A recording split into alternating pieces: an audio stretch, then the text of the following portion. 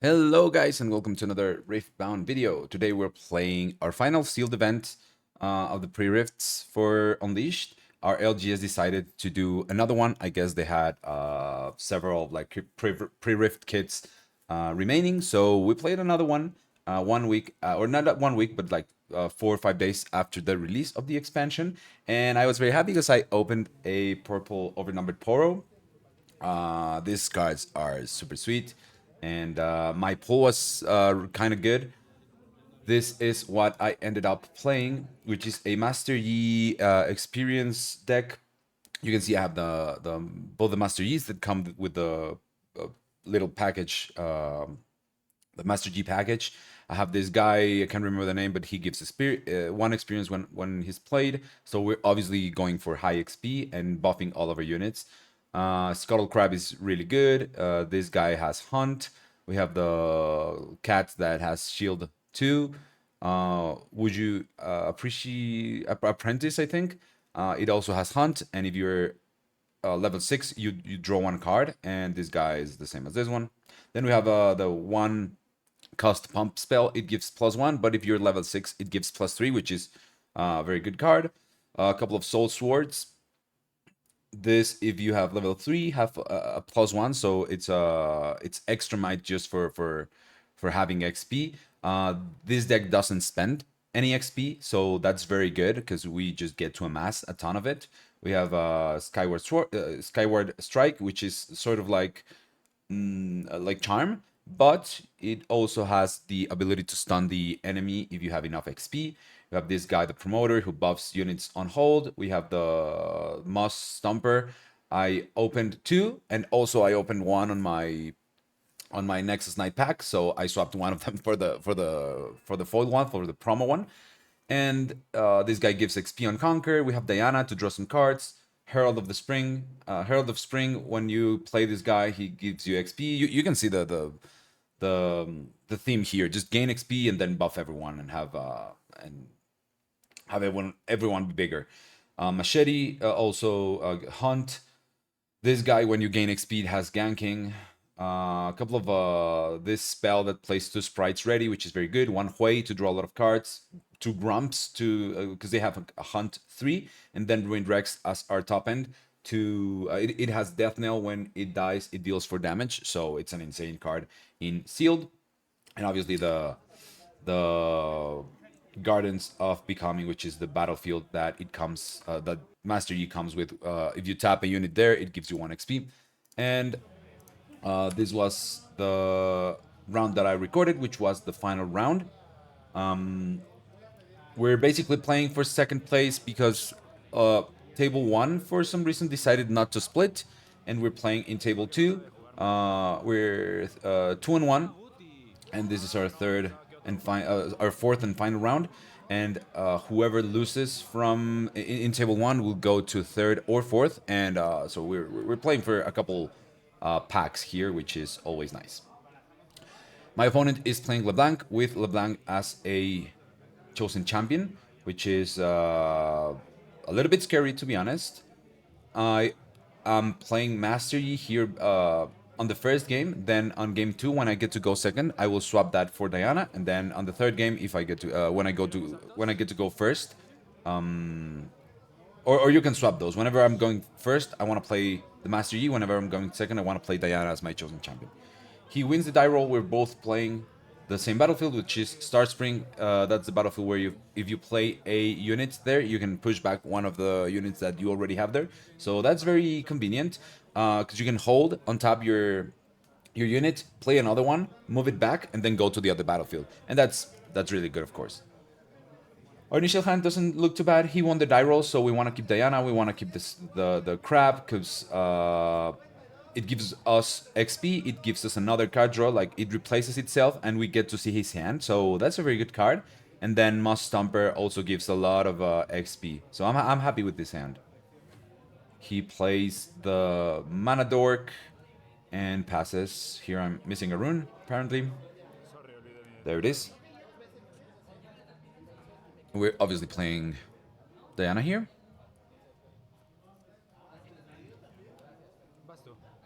Yep, no reason not to do that.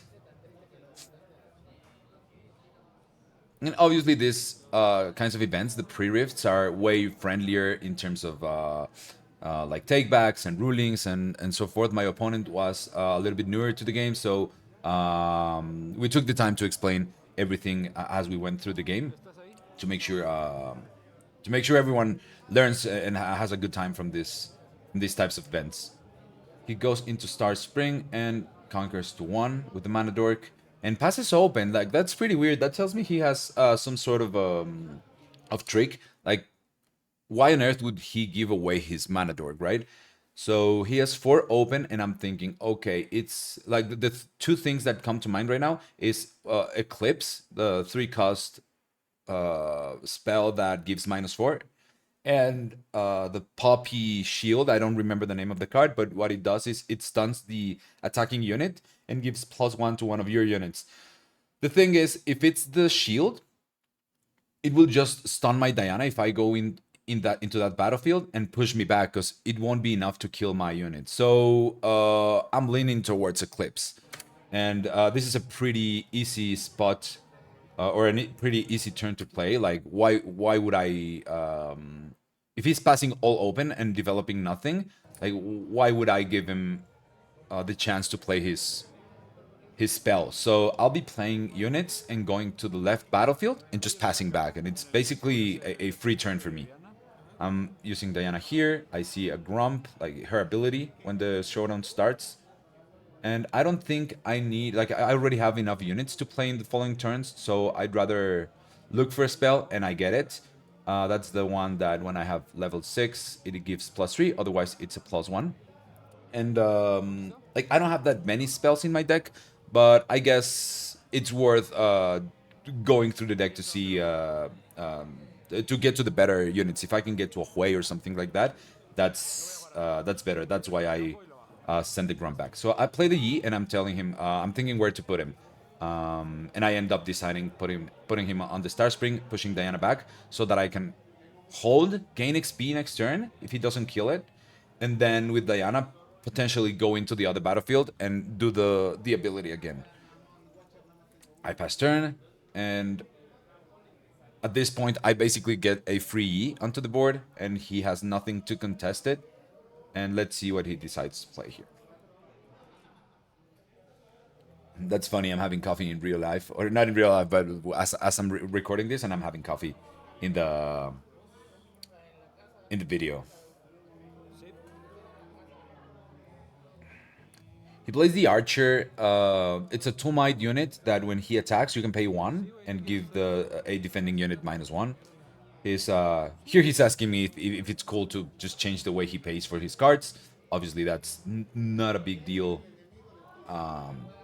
Probably at any level because he hasn't done anything here other than play his card, and he passes open again. This tells me he has most likely big units. Um, and the spell I was already aware of. Because why would you not play LeBlanc here? Obviously, you don't want to deramp, but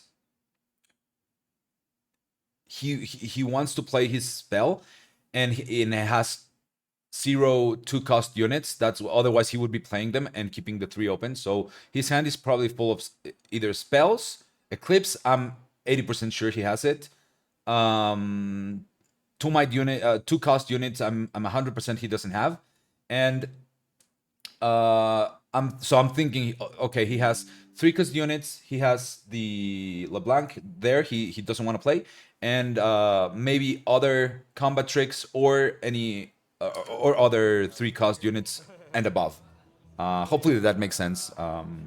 Just going through how I'm thinking through these turns. Again, since I'm gaining points before him, we're 2-2. Wait. Oh no, he's gaining points before me. But it doesn't really matter. If I was ahead on points, I think it would be even better, my position.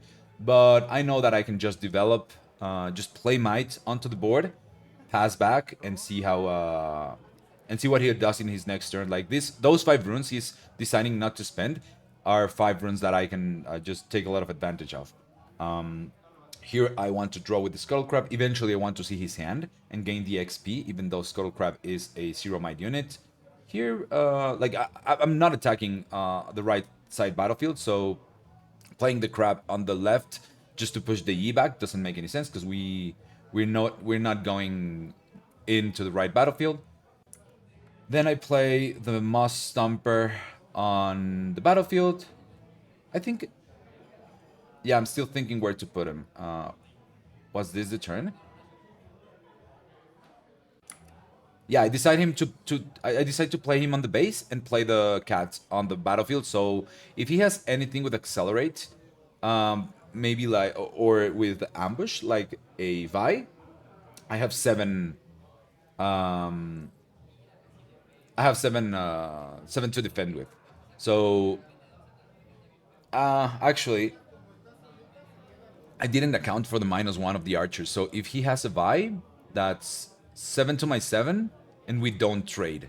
Because he can pay 1 to -1 of my units. But then he commits. Actually, that would have been that's a risky play. If he plays the Vi, still keeps 3 open for my Eclipse. Yeah, that was a little bit risk, like an unnecessary risk. Pace 3. For the birds. And those birds are very good when attacking. He finally decided to develop more board because he's staying so far behind because he's just passing with runes open and I'm developing, fully tapping out every single turn. This tells me he doesn't have the Vi either. And you can tell, we already knew that he had like some of the more expensive units. 1, 2, 3, 4, 5, 6.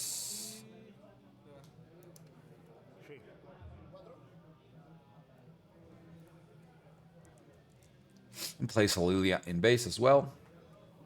We're going here to 3 points and 4 XP, which is a very good spot for us because we have this guy, the Moose in hand, the Herald. That when you play him, you get 2 XP. So that would give ganking to my Master Yi, and then I can go to the other side. He's still keeping 3 open. I think this is the turn where I go in, and I go in with just enough to cover the Eclipse. So we're playing Herald. That's 1 green rune. Go to 6 XP.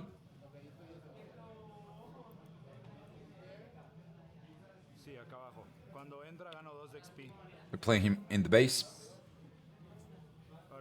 Now the Master Yi passive +1 for all of my units is online. So now we have a Master Yi with ganking. That's a 5. We're gonna go to the other battlefield because we need to break that hold. I mean, we can afford to give him a couple points, but now in the previous turns, but now we have enough might in base to just get rid of everything. Here I want him to play, because we are 5, we want him to play Eclipse to make our Master Yi a 1. And it's not really great for him because he'll tap out, and we would essentially trade. So he's giving me 2 for 1 here, but I think my Master Yi is worth more than... Oh, yeah, he has to play Deflect, and I give my guy +3. So it's a 2 for 1. It's Eclipse plus his unit just for my combat trick. He does the predict from the Eclipse. We go to 8 XP, and now this game looks unlosable. Because now we have the charm. We can bring the birds here, because when they attack with another unit, it's a 5 on attack, so we want to get rid of it before, or in this case, because he cannot, like he's coming just for 3. We don't want to let him attack with all of his units, because he would get the +2 on the birds and then the -1 of the archer.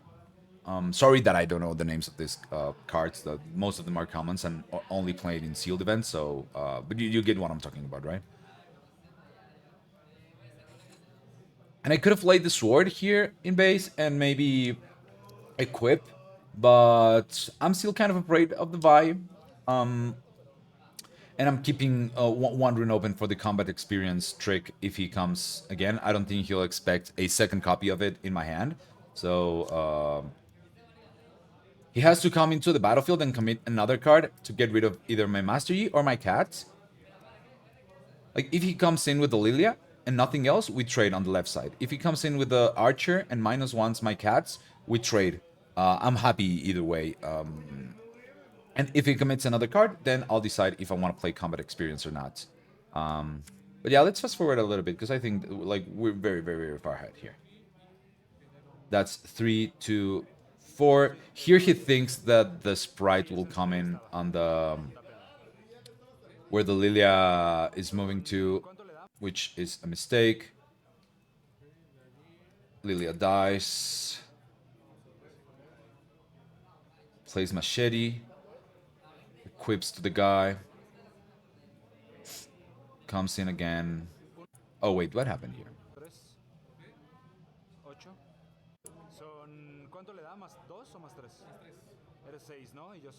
He's coming in with Lilia. Oh, he played the +2, yeah. So Lilia is a 5. Sorry, it's +3, and if you win combat, it's 2 experience. So Lilia is a 6, and I'm a 5. So I'm playing my pump spell here on the Master Yi. I think it just fast forwarded through the part where he played the +3 might. Yeah, otherwise he will just lose his Lilia with, and that makes no sense. He's playing Machete here. He will be equipping to the Archer.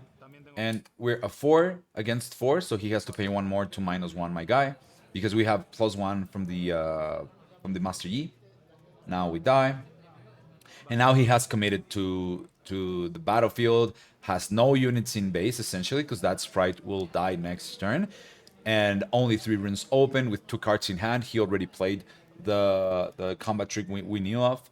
And we can go in to this battlefield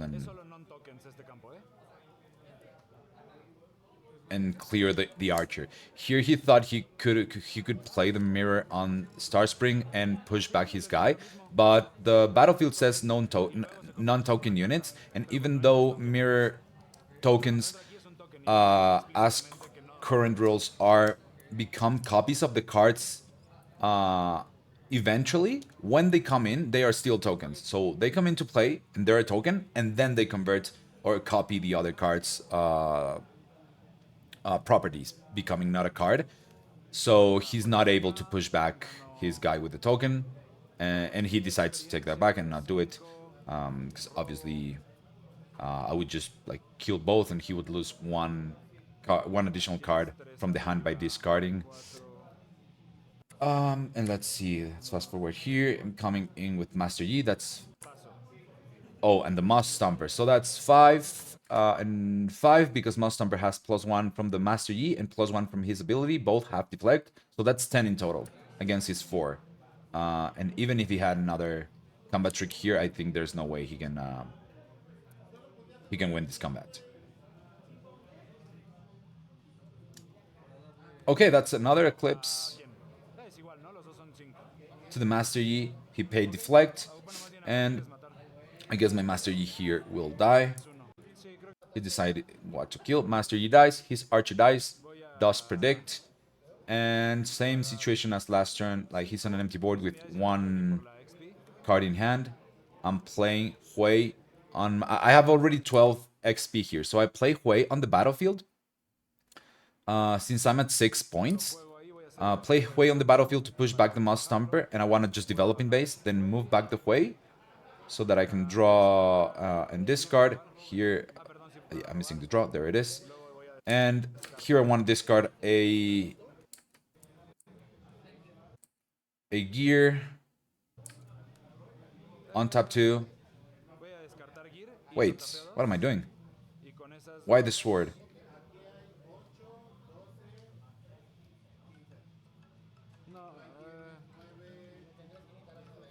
Yeah, that's a misplay. I should have discarded the machete, play the sword on the unit, and equip the sword. Or not equip the sword, I can equip next turn, and then I have more might. Now I have a machete in hand. Oh, I guess I'm thinking next turn I can equip the machete, And it's a +2. It's also +2 from the other one, because I already have the experience. Yeah, that's definitely a misplay. Should have discarded the other card and played everything here. But, I mean, we're just too far ahead. He decides to scoop, and we go to game 2. Now, as I said, I'm playing Diana going second, because he gets to pick. But I don't know why, probably because of the Diana, he decides that I will be going first. Some of these events, or at least from the ones I've played, I've seen a lot of people, and myself included some of those times, not get enough 2-drops. So in some situations, it makes sense if you have like 1 or 2 cost units to go second, because you know you have way more units that are 3 cost units, and you have that way you have something to play on your first turn. But now I have a Diana on my champion slot that I won't be playing on curve. So 2 runes, and we draw the guy that gives you 1 XP when you conquer. Since we're going first, I'll be conquering the battlefield before him, so it makes more sense to play the cat here, as I'll be going onto the battlefield, and then he'll have to attack to it. And maybe that's what his deck is, like a lot of 3-drops, and that's why he's deciding to go second, because here he has a 1-turn play. Fortunately, I get ultra lucky and draw my Master Yi just in time. I don't want to go to the right side, because I know he has eclipses, and I don't want to give him the additional bird if he eclipses my cat and goes in with his unit. Play the Master Yi in base, pinning his unit in case he goes to the other battlefield.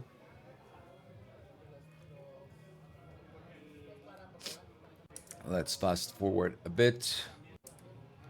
Goes to the other battlefield, passes. That makes sense. He wants to make a copy. If I want to go onto the battlefield, I have to trade my Master Yi or play something else. I don't hate it. And let's see what he discards. The one thing I don't like about LeBlanc... Ooh, that's a rough discard, right? Because that's a card that if you have 5 or more combined might with your other units, you draw cards. So I would... I mean, I don't know what he has in hand, but I would probably keep that one. We go to 2, and... as I was saying, the one thing I don't like about LeBlanc in sealed events or draft is that if you don't have enough draw power, that's why I don't like the discard of the card that draws you another card. If you don't have enough draw power, you'll be discarding a lot of your cards just to play mirror images that will end up dying either way. So I don't love it. I'm playing the Rex here. He has 2 open, so I just pass. I don't want to trade my Master Yi for a unit that will die. And 1 point here is not that relevant because I'm scoring before him. If he wants to go to the battlefield where I have my cat, he would have to play an ambush unit or trade the birds, which I would be super happy if he does that.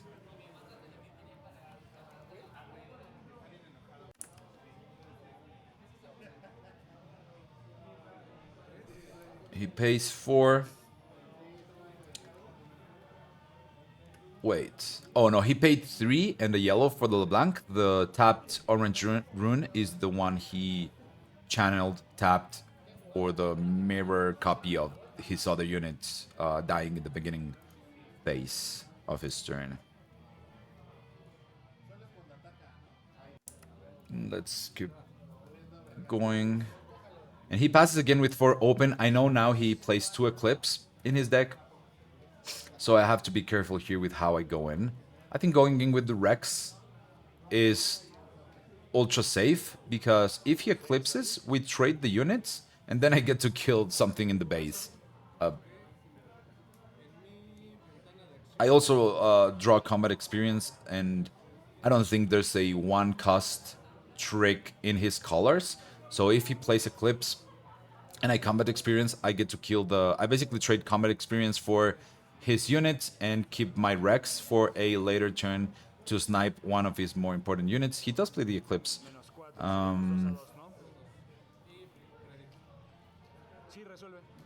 I mean, 6 might unit on the battlefield with what he has on board. I think it's worth keeping, yeah. So give him +1. So that's a 3 against this 2. Unfortunately, we do not get the bird for on the battlefield.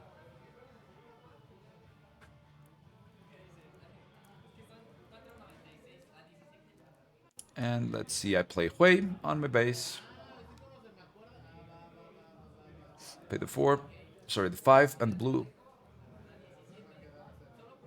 And oh, we're bringing the cat back? That's... Oh, no, no, no. It makes total sense. The LeBlanc has attack 1, so she would be attacking 4/4. We would be giving away our cat for free if we keep him in the base, in the battlefield, sorry.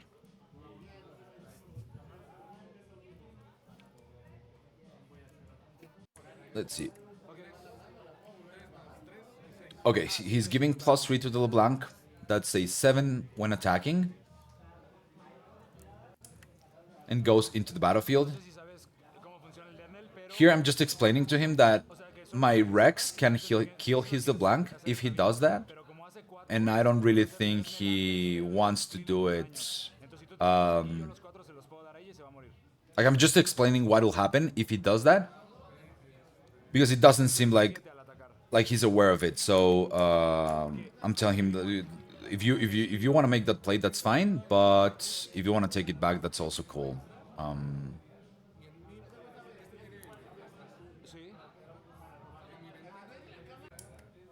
So instead of doing that, he decides to give the +3 to the birds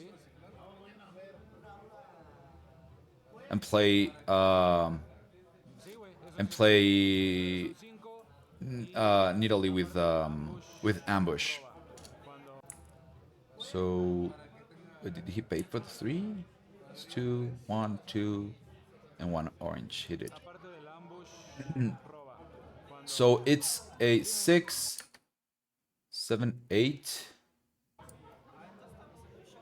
Oh, here's someone else is asking something about how this interaction works. Let's skip through that.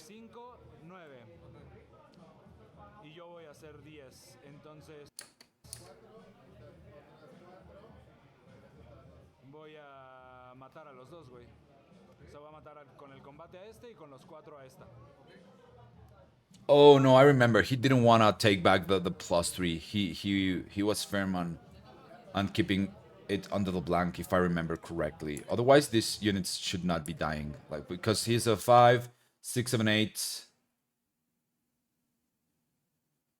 The birds are an 8, and the other units a 4. So I can only kill the 1. I mean, either way, I'm killing 2 units. If he gives the +3 to any of the units on the battlefield, I would kill the LeBlanc on the base.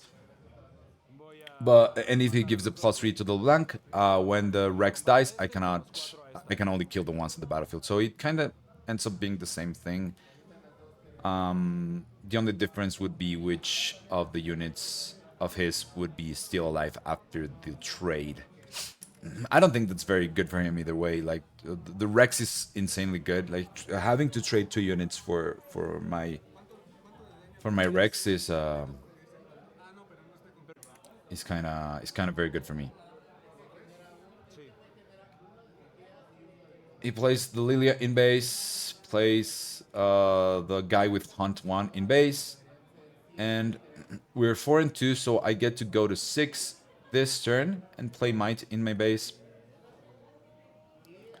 I also have these sprites for the final push, so that's +6 Might next turn to finish the game. I can confidently conquer here either battlefield with the cat, and then probably with wait to draw this card. I like this better, drawing first to see what we draw. So here I'm just thinking how what's the most might I can get onto my base and fully tap out. He has no cards, so I want to prepare myself for the final push. So we, oh wow, we move. Why did I move the Master Yi? I mean, I guess. Oh, I know why. It's because I wanted 2 experience, and I play the Moss Stomper, so that next turn I can play this guy, get the +1 experience, even if he kills the Master Yi. Like, if he tries to kill the Master Yi, I will get rid of one of his units. So that's an even trade. He plays Moss, I play Moss Stomper on the base, and next turn I play this guy, go to 3, and the Moss Stomper is a 4 units, a 4 might unit. So next turn I have 6 from the sprites, plus from 4 from the Moss Stomper, plus 1 from the cat, and I'm probably also playing the Grump here, and Master Yi will trade. Yeah, there's a Grump. Master Yi will trade for one of his units, and Hui will probably trade with one of his units. If he draws an Eclipse or something like that, I will be trading either of my units for his card in hand. So I think this is an unlosable position at this point. We're very ahead already, but I'm just making sure. Oh, and I decided to put the cat on the battlefield. That makes sense because I get +2 might if he wants to trade. That's fine. I still think I went from that on the next push because of the sprites. Even if he, like, I don't think there's any draw that saves him at this point. So let's keep going through. He plays 3.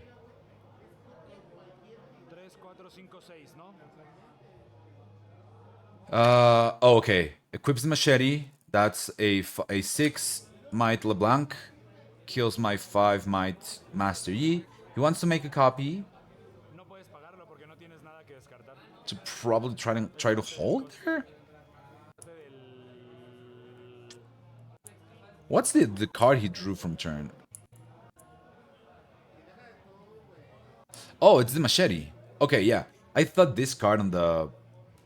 Yeah, of course, the machete was not there. That was the previous game. I thought I was looking at this card and thinking this was his draw for turn.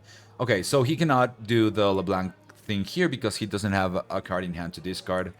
We're just making sure here because he wanted to do that to hold, but it's not possible to do that if you cannot pay the cost of discarding. And then he just passes. He should be playing. He should be bringing this guy to the battlefield as well, because that's 3, 4, 5, 6, 7, 8. Like, he's dead on board. 7, 8. 3, 4, 5, 6, 7, 8, 9, 10. If he puts everything on the battlefield, and I have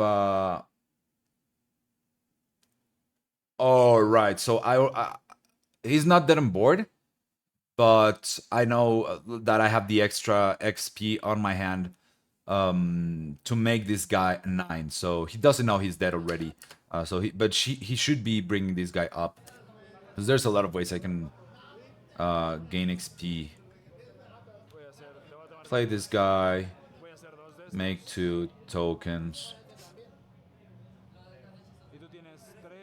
And I'm here just making sure that's enough might. I could be swinging here for game, like he doesn't have any additional cards in hand, but I'm just like making sure I do things in the correct way. And I go in for like 13 or something like that. And that's it. That's our final pre-rift. I ended up taking 2nd place, and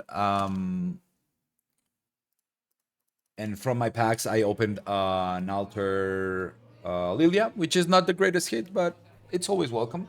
And I really had a lot of fun in these events. Got to meet a lot of new players. I think a lot of them getting into the game are very interested and having a lot of fun. So it's always cool to be playing against newer guys. and seeing more people come into the riftbound hobby. So overall, a good experience this pre-rift season, and I'm looking forward to the next one. Thank you so much for watching these videos. I know that pre-rift events don't get the same amount of love than like constructed videos, but still I wanted to show you because I think this Master Yi deck was very fun and very good. So there you have it. Thank you so much, guys, for tuning again, for being here, for all the comments, for the likes, and I'll see you in the next one. Cheers.